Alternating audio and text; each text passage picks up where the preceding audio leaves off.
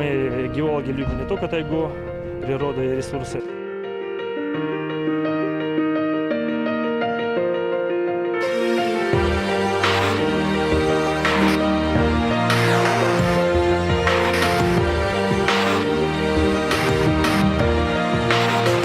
Yeah, you can be the greatest, you can be the best.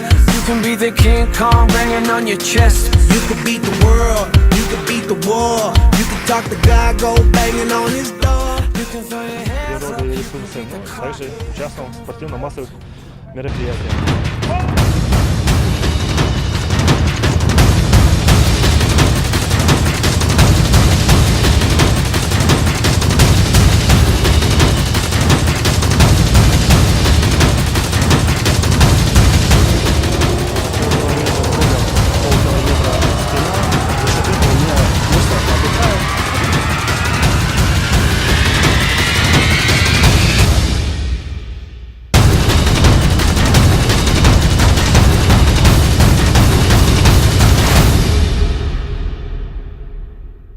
Военных. Ну, конечно, я не думаю, что я создам им конкурента, но все возможно.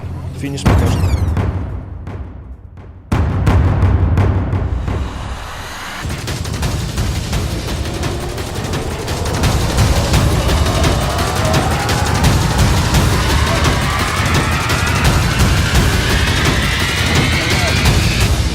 Пару слов.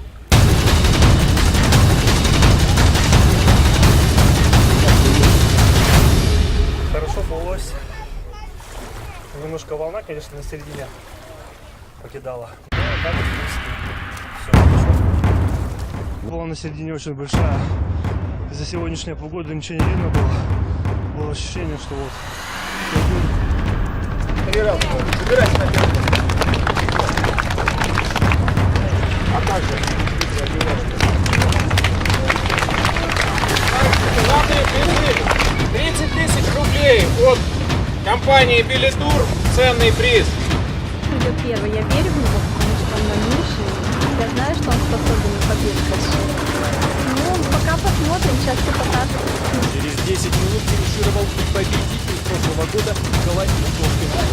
По дистанции мы были вместе. Было неплохо. Николай Лутошкин уже был победителем марафона, но он не профессиональный пловец, по профессии он геолог, да и работает сейчас не в Приморье.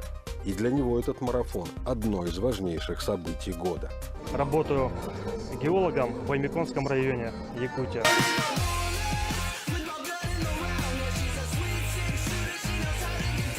Аймяконский район – это полюс холода, суровые условия природные. Но, тем не менее, генеральный директор меня отпустил в командировку. И поскольку я за здоровый образ жизни, решил, как уже не первый раз, принять участие в этом прекрасном мероприятии.